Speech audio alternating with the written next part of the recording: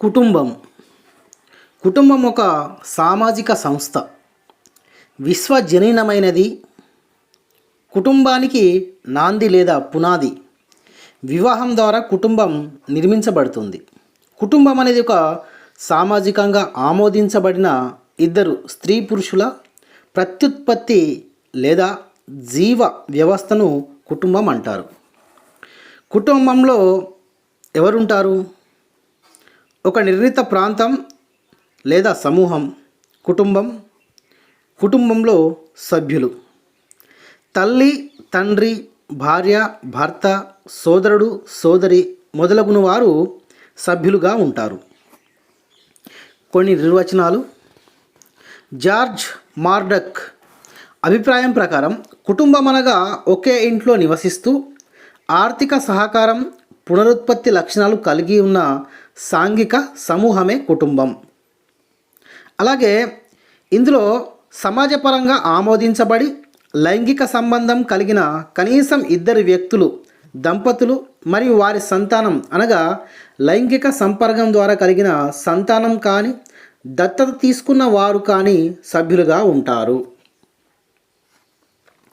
కుటుంబం యొక్క విధులు. సమాజం. ప్రముఖ సమాజ శాస్త్రవేత్త జార్జ్ మార్డక్ కుటుంబం యొక్క 4 ప్రధాన విధులను గుర్తించాడు. కుటుంబం లైంగిక సంబంధాలను క్రమబద్ధీకరిస్తుంది, ఆర్థిక మనుగడకు ధ్యేయంగా పనిచేస్తుంది, పునరుత్పత్తిని నియంత్రిస్తుంది, పిల్లల సాంఘికీకరణకు తోడ్పడుతుంది. ఇవి 4 విధులు. భారతీయ సమాజంలో మనకు కనిపించే కుటుంబాలు రకాలు. 1వ రకం భారీ స్థాయి బంధుత్వ విస్తృత కుటుంబం. ఇందులో 3 తరాలకు చెందిన బంధువులతో పాటు దూర బంధువులు కూడా సభ్యులుగా ఉంటారు. తర్వాత 2వది మధ్యస్థాయి బంధుత్వ విస్తృత కుటుంబం.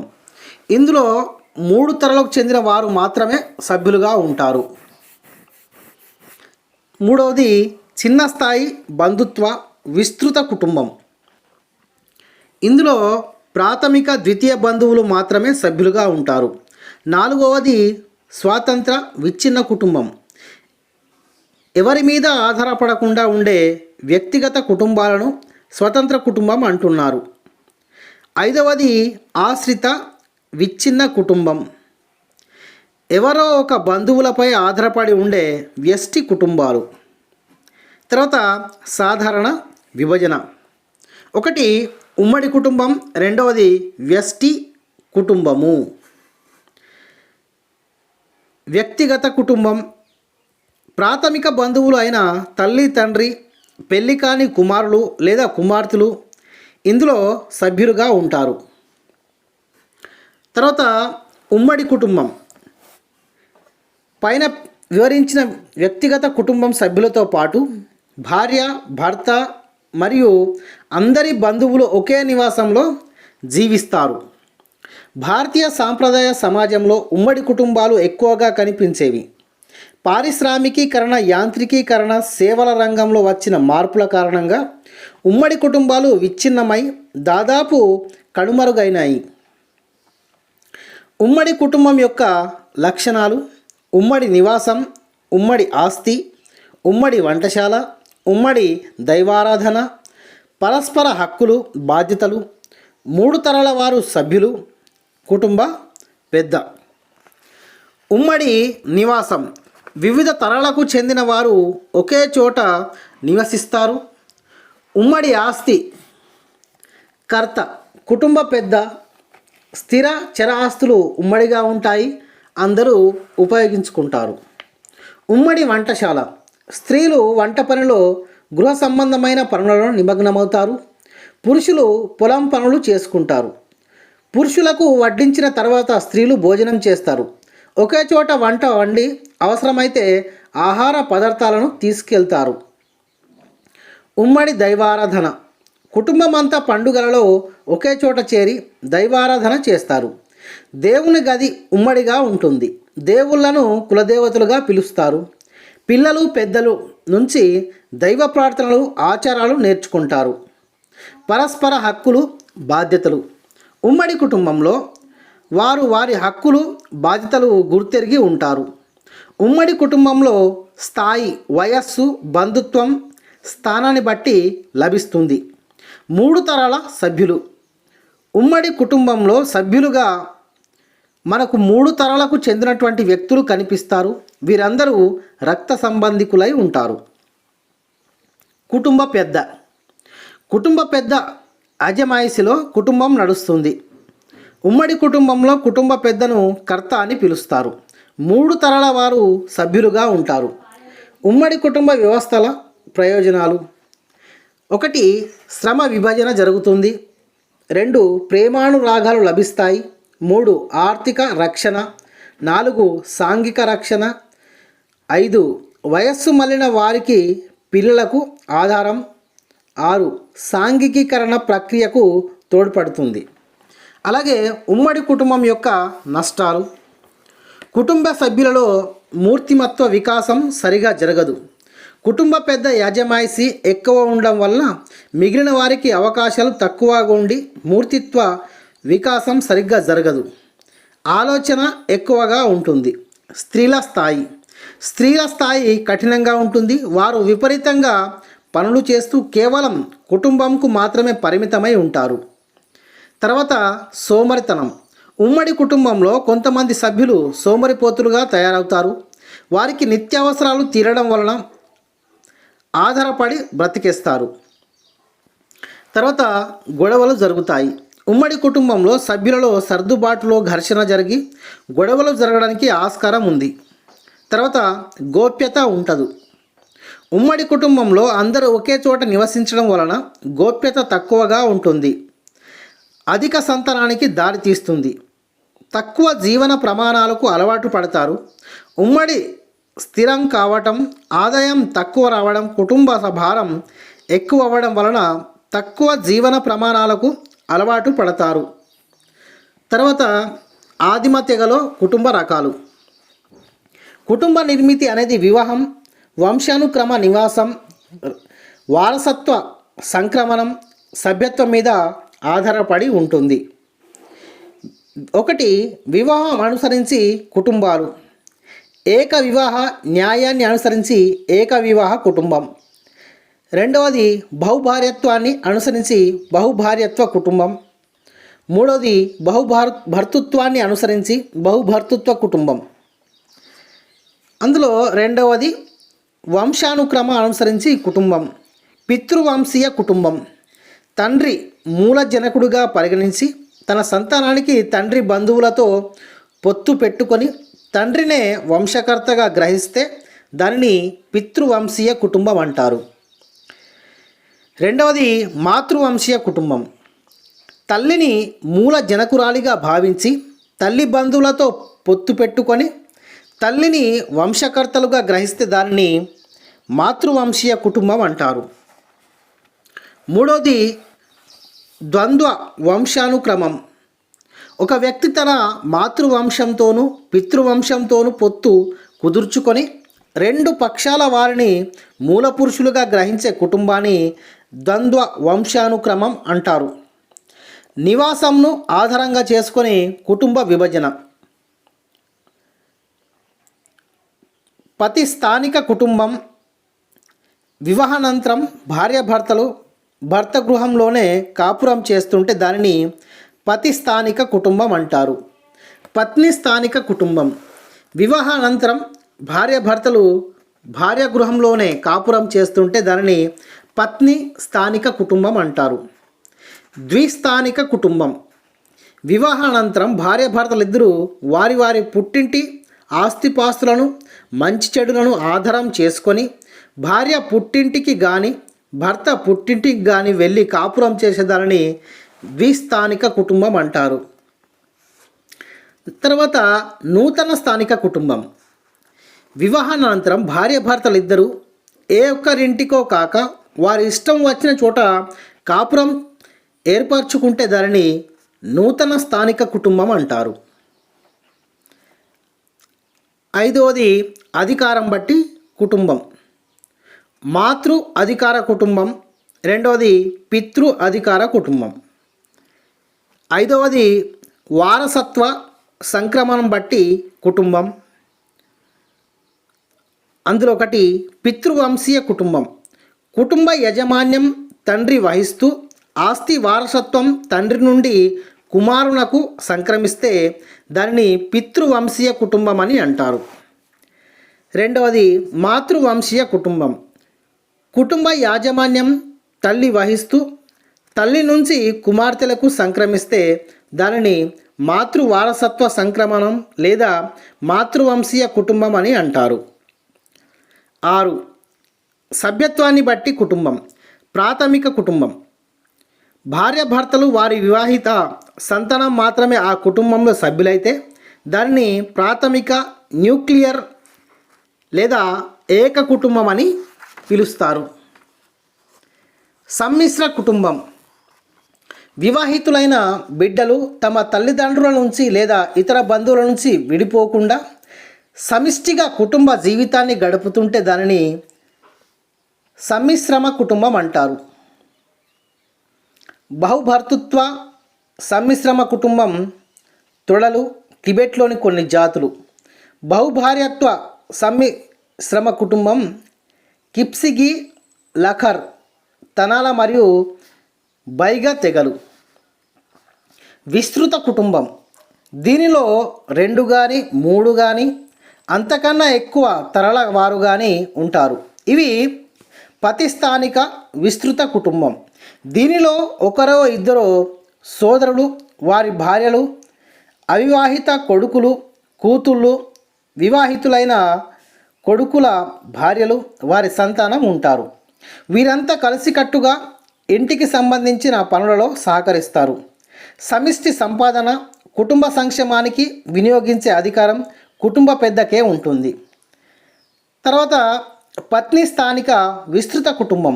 ఇందులో ఒకరో ఇద్దరో అక్క చెల్లెళ్ళు, వారి అవివాహిత ఆడబిడ్డలు, వారి బిడ్డల బిడ్డలు ఉంటారు. వారి భర్తలు కానీ కుమార్తె బిడ్డలు కానీ పరాయి వారి వలె ఉంటారు. స్త్రీలలో జ్యేష్ఠురాలుదే అధికారం. ఉదాహరణ కేరళలో నాయర్ కులంలోను, అస్సాం, మేఘాలయలలో నివసించే కాశీ, గారో అనే గిరిజన సమాజంలోనూ ఉంటుంది. తర్వాత ద్విస్థానిక విస్తృత కుటుంబం. దీనిలో దంపతులు వారి కొడుకులలో కొంతమంది, కూతుళ్లలో కొంతమంది, వారి మనుషులలో కొంతమంది, మనవరాలలో కొంతమంది సభ్యులుగా ఉంటారు. ఇటువంటి కుటుంబాలు చాలా అరుదుగా ఉంటాయి. జీవి మర్దక్ పరిశీలించిన 250 సమాజాలలో 10 సమాజాలలో మాత్రమే ఇటువంటి కుటుంబాలు ఉన్నాయి. మాతుల స్థానిక విస్తృత కుటుంబం. దీనిలో ఒక వ్యక్తి, అతని భార్య, పిల్లలు, అతని అక్క చెల్లెళ్ళు, కొడుకులతో చాలామంది సోదరి కొడుకులు కలిసి ఒకే నివాసంలో ఉంటారు. అనగా మేనమామ ఇంట్లో నివాసం ఉండటం.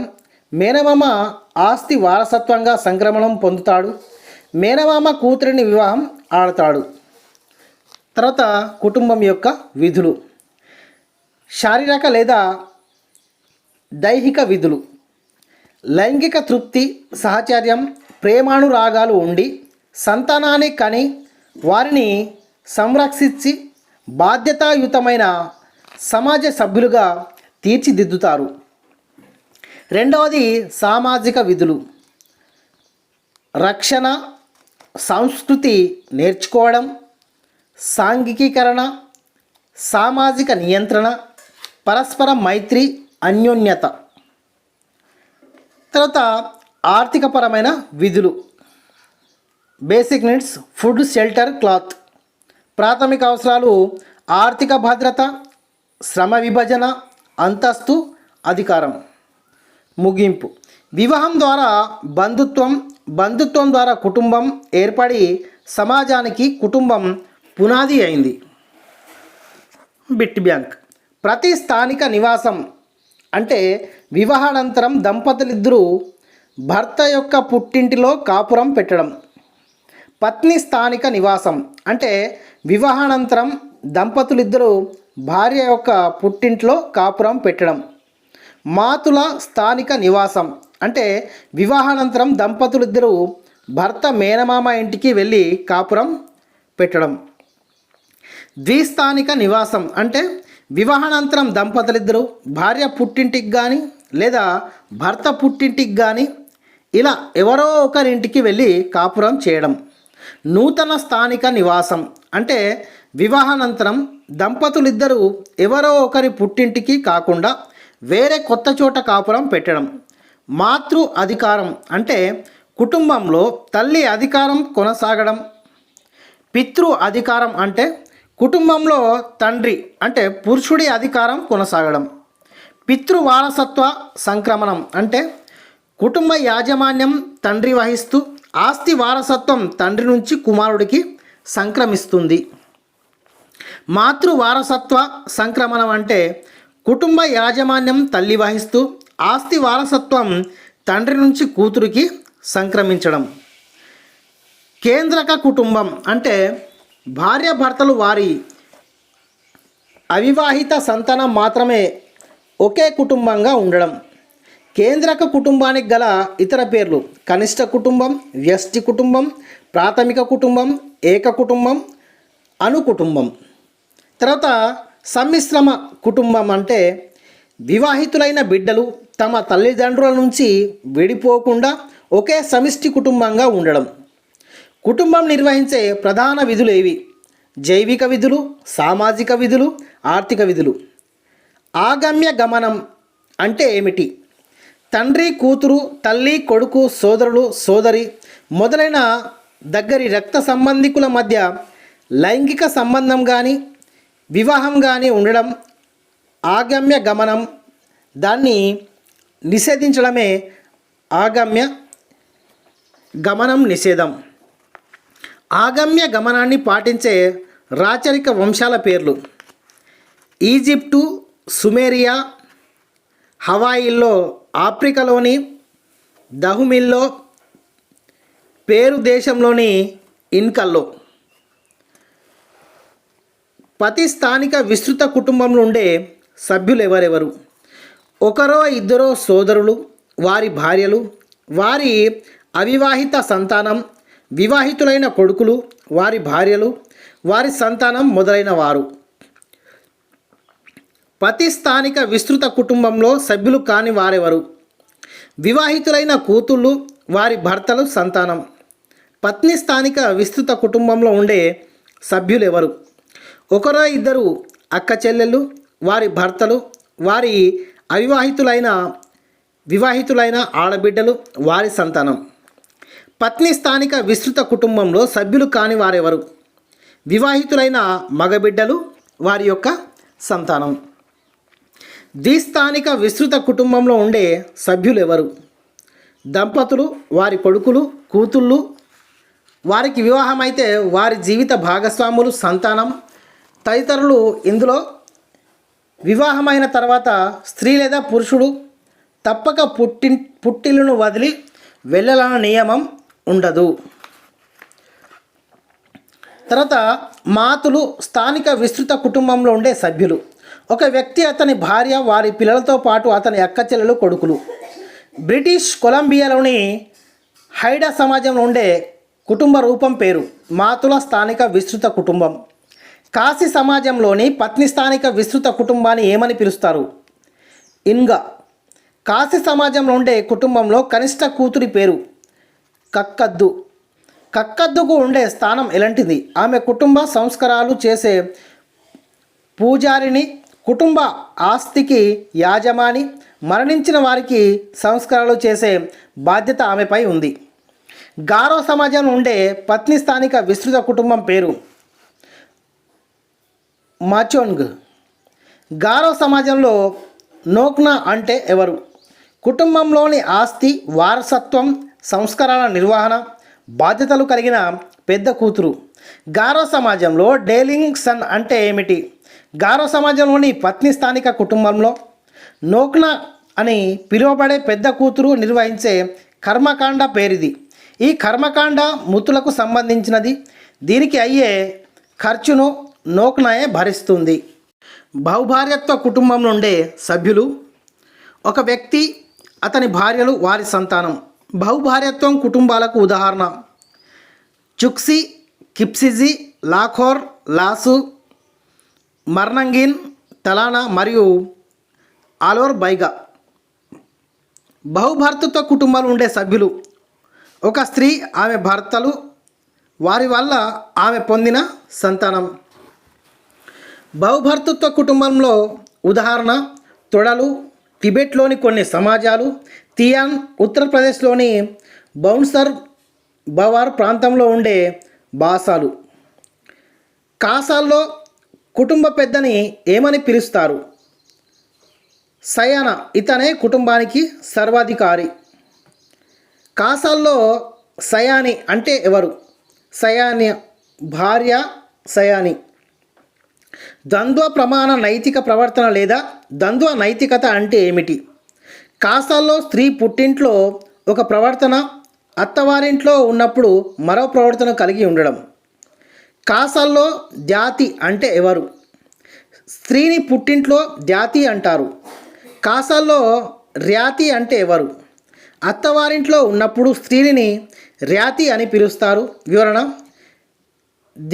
ధ్యాంతిగా ఉన్నప్పుడు తనకు నచ్చిన వారితో ఆమె లైంగిక సంబంధాలు నేర్పరచుకోవచ్చు, కానీ ర్యాంతిగా ఉన్నప్పుడు అలా చేయకూడదు. ఇదే ద్వంద్వ ప్రవర్తన.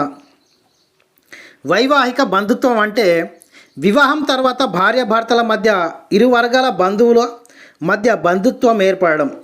ఏకరక్త బంధుత్వం అంటే ఒకే దంపతులకు పుట్టిన బిడ్డలందరి మధ్య ఉండే రక్త సంబంధం. వైదొలుగు నడవడిక అంటే కోడలు అత్తమామలను తప్పించుకొని మసలవలననే సాంప్రదాయం. మాతుల అధికారం అంటే ఒక వ్యక్తికి తండ్రి కంటే మేనమామయ్య ముఖ్యం. మాతుల స్థానీయ నివాసం కలిగి ఉండడం, మేనమామ నుంచి ఆస్తి పొందడం ఇందులో కనిపించే లక్షణాలుగా చెప్పవచ్చు. పితృ స్వాధికారం అంటే ఒక వ్యక్తికి తల్లి తండ్రి కంటే మేనత్త పితృష్య ముఖ్యం కావడం. అతని జీవితంలోని అన్ని అంశాలపై పితృష్యకు అధికారం ఉంటుంది. మాతృవంశీయ విస్తృత కుటుంబాలు గల తెగలకు ఉదాహరణలు ఇవ్వండి. నాయర్లు కేరళ, కాశీ, మేఘాలయ. పితృవంశీయ విస్తృత కుటుంబాలు గల సమాజాలకు ఉదాహరణలు సాంప్రదాయం చైనా సమాజం. గృహ సమూహం అంటే ఏమిటి? ఒక కుటుంబంలో ప్రాథమిక బంధువులతో పాటు బంధువులు కాని వారు కూడా నివాసం ఉండడం. గృహ సమూహం, కుటుంబం ఈ రెండు ఒకటేనా? కాదు. గృహ సమయానికి కుటుంబానికి గల తేడా: గృహ సమూహంలో బంధువులు కాని వ్యక్తులు కూడా నివాసం ఉండవచ్చు. కుటుంబంలో బంధువులే నివాసం ఉంటారు. పితృత్వ ద్వికం అంటే తల్లి ఆమెకున్న ఒకరు లేదా అంతకన్నా ఎక్కువ మంది సంతానంతో కూడిన నివాసం. వయోజన ద్వికం లేదా స్త్రీ పురుష ద్వికం అంటే వివాహమైన అవ్వకపోయినా ఇద్దరు స్త్రీ పురుషులు కలిసి ఒకే చోట నివసించడం. మాతృత్వ ద్వికం ఎక్కువగా కనిపించే దేశం బ్రెజిల్. ఒక బంధువును సోదరుడు ఒక పదంతోనూ సోదరి మరో పదంతోనూ సంబోధిస్తే అది ప్రమాణం, వృత్తులింగ ప్రమాణం. మాతృవంశీయ కుటుంబాన్ని కలిగిన తెగకు ఉదాహరణ కాశీలు, మేఘాలయ. కుటుంబాన్ని ప్రాథమిక సమూహంగా పరిగణించిన వారెవరు? సిహెచ్ కూలి. గోస్ట్ వివాహం ఏ సమాజంలో కనిపిస్తుంది? దీన్ని అధ్యయనం చేసిన వారు న్యూయర్లు, ఇవాన్స్ ప్రిచర్డ్స్. ఇద్దరు స్త్రీల మధ్య వివాహం జరిగే సమాజానికి ఓ ఉదాహరణ న్యూయర్లు. కంకబినోజ్ అంటే ఏక వివాహ వ్యవస్థ కలిగిన కొన్ని సమాజాల్లో పురుషుడు భార్యలు కాని ఇతర స్త్రీలతో సంబంధాలు పెట్టుకోవచ్చు. వారికి భార్య హోదా ఉండదు, కానీ అలాంటి సంబంధాల ద్వారా పుట్టిన సంతానానికి మాత్రం అతను తండ్రి హోదా పొందుతాడు. బహుభార్య భర్తృత్వం అంటే కొంతమంది అన్నదమ్ములకు ఉమ్మడి భార్య ఉంటూనే తిరిగి వారికి వేర్వేరు భార్యలు విడివిడిగా ఉండడం. నమ్ముద్రి సమూహంలో కుటుంబాన్ని ఏమంటారు? ఇల్లం. ఇతర మతాల్లో లేని హిందూ మతంలో మాత్రమే ఉండే ప్రత్యేక కుటుంబ వ్యవస్థ ఉమ్మడి కుటుంబ వ్యవస్థ. గారో తెగలోని కుటుంబాల్లో వారసత్వం పొందే కూతురిని పేరు నోక్నా. గారో తెగలోని విస్తృత కుటుంబానికి గల పేరు మాంచాంగ్. కాశీ తెగలోని కుటుంబంలో కక్కద్దు అంటే ఎవరు? కనిష్ట కూతురు. ఈమె ఇంటిలో మతపరమైన విధుల్ని నిర్వహిస్తుంది. ఆస్తిలో ప్రధాన వాటా ఈమెదే. కాశీ తెగలో కుటుంబం పేరు ఇంగ్. నాయర్ సమాజంలో కుటుంబం పేరు తరవాద్. తరవాద్లో అందరికన్నా పెద్ద అయిన పురుష సభ్యుడి పేరు కర్ణవరన్. అటామిస్టిక్ కుటుంబం అనే భావన అందించిన వారు జిమ్మర్మన్. ఆవిర్భావ కుటుంబానికి ప్రత్యుత్పత్తి కుటుంబానికి గల తేడాను వివరించిన శాస్త్రవేత్త వార్నర్. ఒక వ్యక్తి వివాహమై సంతానం పొందిన తర్వాత ఏర్పడే కుటుంబం పేరు ప్రత్యుత్పత్తి కుటుంబం. ఒక వ్యక్తి జన్మించి సామాజికీకరణ ప్రక్రియ పొంది వివాహం వరకు అదే కుటుంబంలో ఉంటే ఆ కుటుంబం పేరు ఆవిర్భావ కుటుంబం. ఒక కుటుంబంలో పిల్లలకు తల్లి పేరు పెట్టుకుంటే ఆ కుటుంబం పేరు మాట్రోనిమిక్. ఒక కుటుంబంలో పిల్లలకు తండ్రి పేరు పెట్టుకుంటే ఆ కుటుంబం పేరు పాట్రోనిమిక్. వివాహానంతరం భర్త భార్య ఇంటిలో నివాసం వస్తే ఆ కుటుంబం పేరు మాతృస్థానిక నివాసం. వివాహానంతరం భార్య భర్తతో కలిసి భర్త తల్లిదండ్రుల ఇంట్లో నివాసిస్తే ఆ కుటుంబం పేరు పితృస్థానిక నివాసం. వివాహానంతరం భార్య భర్తలిద్దరూ వేరే చోట కొత్తగా కాపురం పెడితే దాని పేరు నూతన స్థానిక నివాసం. వివాహానంతరం భార్య భర్తలు భర్త మేనమామ ఇంట్లో నివసిస్తే దాని పేరు మాతుల స్థానిక నివాసం. వంశానుక్రమం తండ్రి ద్వారా సంక్రమిస్తే ఆ కుటుంబం పేరు పితృవంశీయ కుటుంబం. వంశానుక్రమం తల్లి ద్వారా సంక్రమిస్తే ఆ కుటుంబం పేరు మాతృవంశీయ కుటుంబం. అధికారం ఆధారంగా కుటుంబాలను ఎన్ని రకాలుగా విభజించవచ్చు? అవి ఏవి? 2 రకాలుగా: పితృస్వామ్య కుటుంబం, మాతృస్వామ్య కుటుంబం. బహిర్వివాహం అంటే ఒక సమూహంలోని వ్యక్తులు తమ సమూహంలోని వ్యక్తుల్ని వివాహం ఆడరాదు. అంతర్వివాహం అంటే ఒక సమూహంలోని వ్యక్తులు తమ సమూహంలోని వ్యక్తుల్నే వివాహం ఆడాలి. నాయర్ సమాజంలోని కుటుంబం ఎలాంటిది? ఏకరక్త కుటుంబం. ఏకరక్త కుటుంబం అంటే భార్యలు వారి రక్త బంధువులు మాత్రమే ఉండేది. రక్త సంబంధం ఆధారంగా కుటుంబాలను వైవాహిక ఏకరక్త కుటుంబాలుగా వివరించిన వారెవరు? Ralph Linton. భార్య భర్త వివాహం కాని సంతానంతో కూడిన కుటుంబం పేరు కేంద్రక కుటుంబం. దంపతులు వివాహమైన వారి పిల్లలు, భార్యలు లేదా భర్తలు, వారి సంతానం తదితరులతో కూడిన కుటుంబం పేరు విస్తృత కుటుంబం. మోర్గాన్ ప్రకారం కుటుంబ పరిణామ క్రమంలోని వివిధ దశల్ని ఒక క్రమంలో తెలపండి. ఏకరక్త కుటుంబం. ఏక వివాహ కుటుంబం అంటే భార్య భర్త మాత్రమే, వారి సంతానం మాత్రమే ఉండేది. ఏక వివాహం మాత్రమే ఉంటుంది, బహు వివాహం ఉండదు. సిండ యాస్మిన్ కుటుంబం అంటే ఏక వివాహం ద్వారా దంపతులు కలిసి జీవిస్తారు. అయితే ఇద్దరు తప్పక కలిసి జీవించాలన్నది తప్పనిసరి కాదు. పునావియన్ కుటుంబం అంటే కొంతమంది అక్క చెల్లెళ్ళు వారి వారి భర్తలతో తిరిగి అంతర్వివాహ సంబంధాలు కలిగి ఉండడం. కొన్ని సమూహాలు తమ స్త్రీలను పరస్పరం మార్చుకునే లక్షణం ఎక్కడ కనిపిస్తుంది? బర్మాలోని కచ్చిన్ కొండ ప్రాంతాల ప్రజలలో. ఏ తెగలో మేనరిక వివాహాన్ని దూద్ లౌతావా పాలనను తిరిగి తీసుకోవడం అని పిలుస్తారు? గోండ్లు, మధ్యప్రదేశ్. తండ్రి సోదరి సంతానాన్ని వివాహమాడే పద్ధతి పేరు పితృత్వ మేనరిక వివాహం. తల్లి సోదరుడి సంతానాన్ని వివాహమాడే పద్ధతి పేరు మాతృత్వ మేనరిక వివాహం. ద్వంద్వ నైతిక ప్రవర్తన కలిగిన తెగ పేరు కాసాలు. తల్లి కాకుండా మిగిలిన తండ్రి భార్యల్ని కొడుకు పెళ్లి చేసుకునే ఆచారం కలిగిన తెగ సేమా నాగా. హో తెగలో ఉండే అనాహుత వివాహానికి గల పేరు అనాదర్. హో తెగలో ఉండే అపహరణ ద్వారా వివాహం చేసుకునే విధానం పేరు అపోర్టీసీ. నిద్రిస్తున్న స్త్రీని తీసుకెళ్లి వివాహం చేసుకునే విధానం పేరు పైశాచిక వివాహం. అపహరించుకుపోయి వివాహం చేసుకోవడం రాక్షస వివాహం. స్త్రీ విక్రియ ద్వారా వివాహం చేసుకునే విధానం అసుర వివాహం. వివాహ హిందీ పదం అంటే అర్థం తీసుకొని వెళ్ళడం.